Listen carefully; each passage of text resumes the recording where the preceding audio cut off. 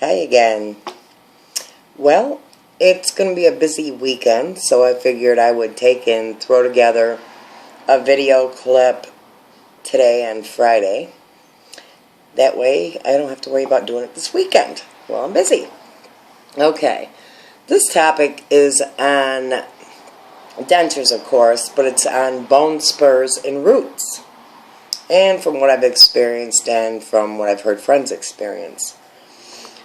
Okay, I know I had mentioned in a prior video that I was still having like soreness in here a little bit. Well, there was a reason behind that. I was getting bone spurs. When he had worked on those teeth up here that I had mentioned that the prior dentist had bonded, it was hard for him to get things out. I had very long roots, and he literally was snapping and breaking pieces of jaw. I know that doesn't sound good, but it's really not as bad as it sounds. It's not like a broken leg or a broken arm. Just little fragments, would break away. And after he sewed and stitched up where all these front teeth were taken, as time went on, you had a little tiny sliver here and there that came down. Well, I just found out the reason after 4.5 weeks why this one little spot right in here hurts is because there's a little bone fragment in there. And, they're annoying. I mean, it's not dreadfully painful. It's just a little sore spot that rubs on your dentures. It's just a little uncomfortable spot. It's not even as bad as having a canker sore. So I rub my finger over it. I'm like, there has got to be something in there.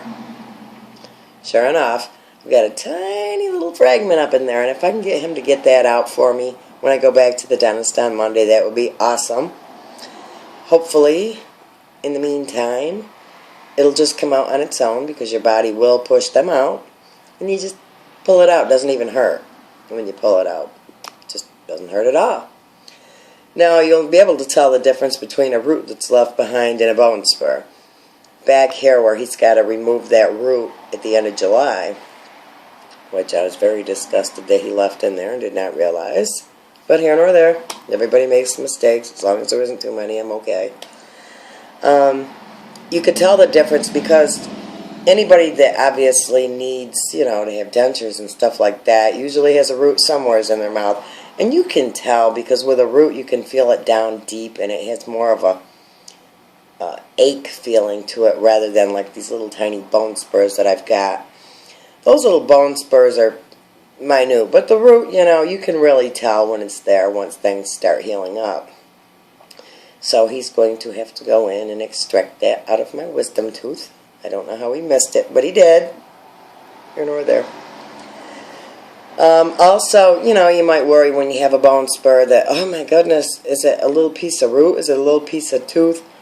No, you can tell that it's definitely little bone fragments. I had a little tiny one over in here where he had the hardest time at the eye tooth, and then I had one right there in the same spot, but a little over a little bit. That came out. And now I've got this little tiny one right here in between the front tooth and the tooth next to it. But it still hasn't worked its way all the way out yet. And other than that, I don't have any sore spots yet. And, it happens over a period of a couple months. It's not anything that's going to be in there for life or anything like that. You do want to make sure you get it out just in case, you get a little bit of an infection. Of course, we don't want that. Whether we have MS or not, that's not fun.